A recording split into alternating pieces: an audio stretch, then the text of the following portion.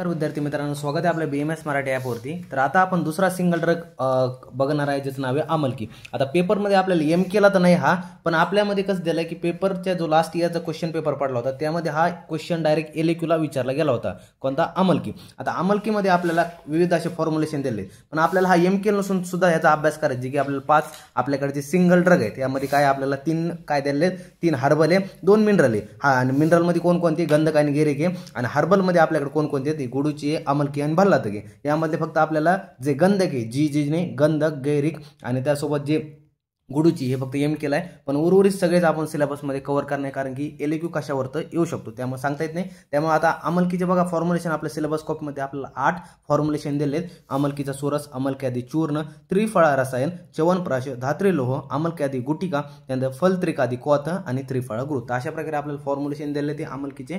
आता यामध्ये सुरुवातीचं जे फॉर्म्युलेशन आहे आपल्याला आमलकी सोरस, आता खूप सोपं असं एक आमलकी सोरस आपल्याकडे फॉर्म्युलेशन आहे। यामध्ये हा श्लोक आलाय, डायरेक्ट पाठ करा। काय म्हटलंय? हरिद्रा चूर्ण युक्तो वा रसो धात्र्या समाक्षिक। तर अशा प्रकारे शारंगधर संहिता मध्यम खंडामधला आपला श्लोक आहे। यामध्ये आपल्याला पेपरमध्ये कसं विचारलं जातं की एक तर काय विचारतात की याचे घटक द्रव्यल्या, निर्माण विधील्या, त्यासोबत आमयिक प्रयोगल्या, मात्राल्या, आणि जर पेपर जर ऑड वगैरे पडला तर फार्मॅकोडायनॅमिक्स, फार्मॅकोकायनेटिक्स यावरती सुद्धा आपल्याला क्वेश्चन पाहायला मिळू शकतो। टू द पॉइंट दिलेला असतात LAQ मध्ये, एवढे पॉइंटला धरून आपल्याला पेपरमध्ये लिहायचं असतं।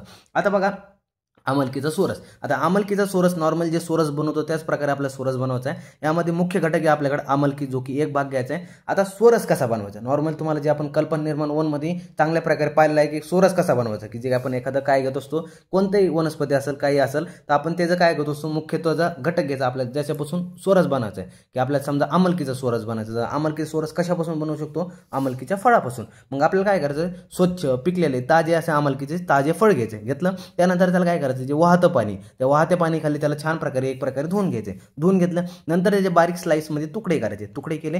आता त्यामध्ये तुम्हाला काय मिळेल? एक त्याची सीड मिळेल, म्हणजे हार्ड सबस्टन्स सीड मिळेल। ते सीड त्याची बाजूला काढून टाकायची, तुम्हाला त्याच्यातली बीज काढून टाकायचे। नंतर काय करायचं, जे तुम्ही तुकडे केलेत त्याला तुकडे काय करायचे, खलव यंत्रात घ्यायचे आणि खलव यंत्रात त्याला बारीक प्रकारे कुटून घ्यायचे, बारीक प्रकारे कुटून घ्यायचे, छान प्रकारे कुटून घ्यायचे। कुठलं तुम्ही त्यामध्ये तुम्हाला एक छान प्रकारची पेस्ट तयार व्हायला येऊन दिसन तुम्हाला। आता याचं बारीक कुटून घेतलं नंतर तुम्हाला काय करायचे, वस्त्र घ्यायचे, त्या वस्त्रामध्ये सगळं काढून त्या वस्त्रामध्ये टाकायचं। वस्त्रामध्ये घेतल्यानंतर तुम्हाला छान प्रकारे काय करायचं, पिळून असं घ्यायचं, म्हणजे एक प्रकारे वस्त्राच्या साहाय्याने सगळा रस तुम्हाला छान प्रकारे काढून घ्यायचा आहे।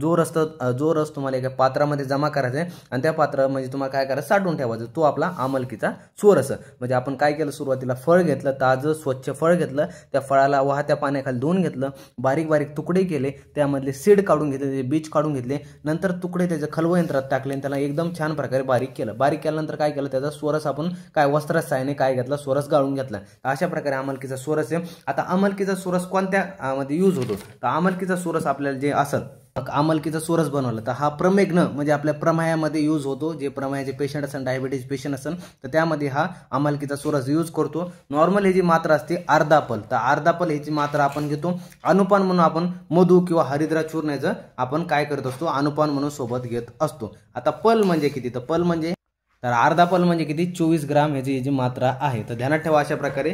तर इथंही झालं। आता हे तुम्हाला इन डिटेल आपण सगळं काही जाणून घेऊया। आता बघा आपण घटक द्रव्य पाहिला, आमलकी एक भाग घ्यायचा आपला। निर्माण विधी, तर निर्माण विधी काय, स्वच्छ पिकलेले ताजे आमलकीचे फळ घ्यायचे आपल्याला, वाहत्या पाणी खाली त्याला स्वच्छ धुवावे, त्याचे बारीक तुकडे करा। नंतर त्याला बारीक तुकडे केल्यानंतर काय करायचं, त्यातील बीज काढून टाकायचे आणि केलेले तुकडे त्याला खलवात तुम्हाला काय करायचे, मर्दन करायचं आहे। नंतर मर्दन केलं तर काय करायचं, स्वच्छ वस्त्राच्या साहाय्याने तुम्हाला काय करायचं, ते गाळून घ्यायचे। मग गाळून घेतलं तुम्हाला मुख्य आमलकीचा सोरस प्राप्त होईल। जो आमलकीचा सोरस आहे तर त्याला स्वच्छ वाळलेल्या पात्रात तुम्हाला काय करायचं, भरून ठेवायचं आहे। आता अनुपान बघा, अनुपान मध्ये काय झालंय, तर मधु आणि हरिद्रा म्हणून हरिद्रा चूर्ण आहे। ध्यानात ठेवा, तुम्हाला VVIMP पेपरमध्ये MCQ सुद्धा येऊ शकतो याला। मधु आणि हरिद्रा, मधुवरती येत नाही पण हरिद्रा चूर्ण कशामध्ये यूज करतो आपण, तर का आमलकीचा सोरस, त्यामध्ये ध्यानात ठेवा। त्यानंतर मात्रा अर्धापल, म्हणजे जवळपास आपण 24 ग्राम याची अर्धापल आहे। त्यानंतर आमयिक प्रयोग कायमध्ये यूज करतो, तर प्रमेग्न म्हणजे काय, प्रमेग्न म्हणजे डायबिटीज मध्ये यूज करतो आपण। आता फार्मॅकोडायनॅमिक्स, आता फार्मॅकोडायनॅमिक्स मध्ये बघा, यामध्ये जे घटक द्रव्य ते कशा प्रकारे काम करतात। जे आमलकी आणि हरिद्रा तर ते अँटीऑक्सिडंट इफेक्ट दाखवतात। यामध्ये both are rich in antioxidant आता हे कसं करतं, हे दोघं अँटीऑक्सिडंट आहे. अँटीऑक्सिडंट म्हणजे काय करणं की बॉडीमधून जे फॉरेन पार्टिकल येईन तर त्यांना न्यूट्रलाइज करण्याचं काम हे करतात. यामध्ये both are rich in antioxidant. Amalaki contain high level of vitamin C आणि हरिद्रा कंटेन कर्कुमिन. आता जे हरिद्रा आहे तर हरिद्रामध्ये ॲक्टिव्ह कंपाऊंड असतो कर्कुमिन, आणि जे आमलकीमध्ये काय असतं, विटामिन सीचं आपल्याला खूप प्रमाणात पाहायला मिळतं. तर अशा प्रकारे अँटीऑक्सिडंट इफेक्ट दाखवतं. म्हणजे काय करतात, नॉर्मली बाहेरून जे फॉरेन पार्टिकल येतात त्यांना न्यूट्रलाइज करण्याचं काम हे करतात. तर झालं. आता अँटी इन्फ्लामेटरी इफेक्ट. तर हरिद्रा हा अँटी इन्फ्लामेटरी इफेक्ट दाखवतो. हरिद्रा म्हणजे आपली हळद. तर आता बघा काय म्हणतं, जे curcumin is the active component of the haridra. हरिद्राचा ॲक्टिव्ह कंपोनंट कोण आहे, curcumin. Inhibit the inflammatory pathway by reducing the production of pro inflammatory cytokinin. जो काय करतो, जे इन्फ्लामेटरी पाथवे, तर हे काय करतो तो की जो प्रो सायटोकायनिन असतो, जो प्रो इन्फ्लामेटरी काय सायटोकायनिन असतो, जो बॉडीमध्ये इन्फ्लामेशन तयार करतो, तर त्याला डायरेक्ट इनहिबिट करण्याचं काम करतो कोण, हरिद्राचा कर्कुमिन ॲक्टिव्ह कंपोनंट. समजलं. तर त्यामुळे आपल्या बॉडीमध्ये कुठेही इन्फ्लामेशन होत नाही. तर अशा प्रकारे अँटी इन्फ्लामेटरी इफेक्ट झालं. त्यानंतर आता इम्युनोमॉड्युलेटरी इफेक्ट. आता इम्युनोमॉड्युलेटरी इफेक्ट म्हणजे काय होणं की बॉडीमध्ये इम्युनिटी वाढवणं. तर कोण इम्युनिटी वाढतो, जर आमलकी आणि हनी, ते दोन मुख्य कंपोनंट आहे ह्यामध्ये फार्माकोडायनॅमिक्समध्ये, ते आपल्या बॉडीमध्ये इम्युनिटी वाढतात. तर काय म्हटलं, आमलकी enhances the both innate and adaptive immunity. innate आणि adaptive immunity हे काय करतात, आमलकी दोन्ही वाढवतो बॉडीमध्ये through its high vitamin C. त्यामध्ये आमलकीमध्ये विटामिन सीचं खूप मोठं प्रमाण असल्यामुळे ते इन्नेट आणि ॲडॅप्टिव्ह इम्युनिटी वाढवण्याचं काम करतात. आता हनी म्हणजे काय, मध. आता मध काय करतो, honey is also immuno boosting property. आता जे मध असतं, मधामध्ये सुद्धा काय करतं की एक प्रकारे त्यामध्ये इम्युनो बुस्टिंग प्रॉपर्टी आपल्याला पाहायला मिळते. तर अशा प्रकारे इम्युनो मॉड्युलेटरी इफेक्ट होतो यामध्ये. आता चौथं बघा, अँटी मायक्रोवेल इफेक्ट. आता मायक्रोब्सच्या अँटी म्हणजे काय करतं, मायक्रोब्स कमी करण्याचं काम करतं. तर कोण करतं, हनी आणि हरिद्रा यामध्ये प्रॉपर्टी असतात. तर honey has a natural anti microbial property due to its high sugar content. तर यामध्ये काय, जे हनीमध्ये खूप साखर असते, यामध्ये एक प्रकारे ग्लुकोजचं खूप प्रमाण आपल्याला पाहायला मिळतं. त्यामुळे काय करतो, हे अँटी मायक्रोबियल इफेक्ट दाखवतो. त्यामध्ये अँटी मायक्रोबियल प्रॉपर्टी आपल्याला पाहायला मिळते. त्यासोबत जी हळद असते आपले, ते exhibit the broad spectrum anti microbial activity. जी हळद असते त्यामध्ये आपल्याला काय करते, ब्रॉड स्पेक्ट्रममध्ये अँटी मायक्रोबियल ॲक्टिव्हिटी आपल्याला पाहायला मिळते. त्यामुळे ती बॉडीमध्ये काय करते, इनिबिट करते बॅक्टेरिया आणि व्हायरसला ग्रोथला इनिबिट करते. समजलं. त्यामुळे आपल्या आई वगैरे पाहिलं असेल तुम्हाला, काय करत असेल जेव्हा काय सर्दी खोकला वगैरे येतात, तर काय करतात, दुधाचं एक शिपणा करून देतात. शिपणा म्हणजे काय म्हणणं की दूध वगैरे गरम करतात, हळद टाकतात, त्यासोबत काही वेळेस काय गुळ सुद्धा टाकतात, त्यासोबत काही जागेवर पाहिलं असेल तुम्हाला मध सुद्धा टाकून देतात. तर ती हळद वगैरे असतं ना, तर अँटी मायक्रोबियल इफेक्ट दाखवतात हे का, हरिद्रा आणि हनी. तर अशा प्रकारे आपलं आहे. आता बघा फार्माकोकायनेटिक्स, यामध्ये काय सांगितले, ॲब्झॉर्प्शन. आता फार्माकोकायनेटिक 4 स्टेपने लिहायची, ॲब्झॉर्प्शन, डिस्ट्रीब्युशन, मेटाबॉलिझम आणि एक्सक्रेशन, या 4 स्टेपने लिहायची. आता बघा काय म्हटलं, द कॉम्बिनेशन ऑफ आमलकी आणि हरिद्रा टेकन ओरली. आता हरिद्रामध्ये काय करायचं आपल्याला, आमलकी जे हरिद्रा आहे ते आपण काय करणार, आता आमलकीचं सूरच आहे ना, आणि त्यासोबत अनुपान घेतोय, तर आपल्याला ओरली घ्यायची, मुखाद्वारे घ्यायची.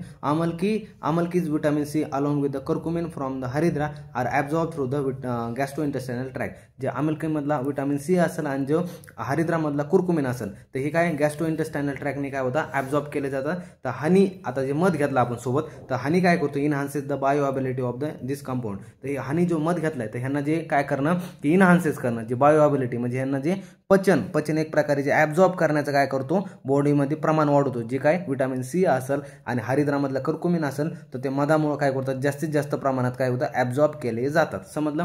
आता ॲब्झॉर्ब झालेले बॉडीमध्ये कसे प्रसार होतात, तर डिस्ट्रीब्युशनने होतात. डिस्ट्रीब्युशनने कसं होतं, वन्स ॲब्झॉर्ब, एकदा ॲब्झॉर्ब झाले, the active constituent are distributed throughout the body via the blood stream. आता हे ॲब्झॉर्ब झाले तर बॉडीमध्ये ब्लडमध्ये जातात, ब्लडमध्ये पोहोचले तर पूर्ण बॉडीच्या विविध अशा पार्टमध्ये काय करतात, ते काय बॉडीमध्ये प्रसार होतात. मग प्रसार झाला, मग त्याचं काम कुठे आहे, तर मग ते टार्गेटिंग एरिया जे असतात, जसं की लिम्फॅटिक सिस्टीम असू द्या, कार्डिओव्हास्क्युलर सिस्टीम असू द्या, आणखी रेस्पिरेटरी सिस्टीम असू द्या, ते टार्गेटिंग एरियाला जातात, तिथं आपापले इफेक्ट दाखवतात. समजलं. अशा प्रकारे डिस्ट्रीब्युशन झालं. आता मेटाबॉलिझम. आता मेटाबॉलिझम झालं तर सुरुवातीला मेटाबॉलिझम कुठं होतं, आता हे जे आहे यांची इफेक्ट काहीतरी सुरू करावं लागते ना. आता जे इनॅक्टिव्ह असतात त्यांना ॲक्टिव्ह करावं लागतं, जे ॲक्टिव्ह आहे त्यांना इनॅक्टिव्ह करावं लागेल. तर ते कुठं होतं, तर ते होतं लिव्हरमध्ये. तर active compound are particularly curcumin from haridra undergo metabolism in the liver. जे ॲक्टिव्ह कंपाऊंड आहे काय म्हटलंय, जे हरिद्रामधला कुर्कुमिन, तर त्याला काय होतं, मेटाबॉलिझम होतं ते लिव्हरमध्ये. आता हा ॲक्टिव्ह होतो, मग त्यामध्ये काय झालं, मग त्याच्यापासून काही मेटाबॉलाइट्स तयार होतात, ते आपापले इफेक्ट दाखवतात. इफेक्ट झाला अँटी मायक्रोबियल इफेक्ट असू द्या,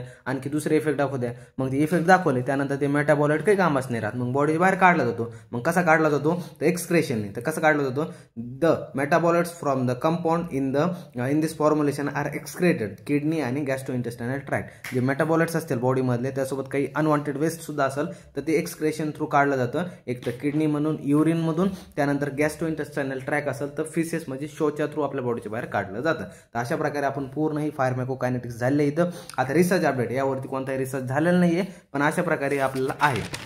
तर अशा प्रकारे इन डिटेल आपण सगळं काही पाहिलं, फार्माकोकायनेटिक्स, फार्माकोडायनामिक्स, त्यासोबत निर्माण विधी आणि घटक द्रव्य. तर आपल्याला महत्त्वाचा आहे हा अमलकी सोरस. आता पुढच्या व्हिडिओमध्ये आपण अमलकी चूर्ण, त्रिफळा रसायन, च्यवनप्राश, धात्री लोह, अमलकी गुटिका, फलत्रिका क्वाथ आणि त्रिफळा ग्रोथ हे कव्हर करूया. तर अशा प्रकारे इथं झालेलं आहे. भेटूया पुढच्या व्हिडिओमध्ये. तोपर्यंत धन्यवाद.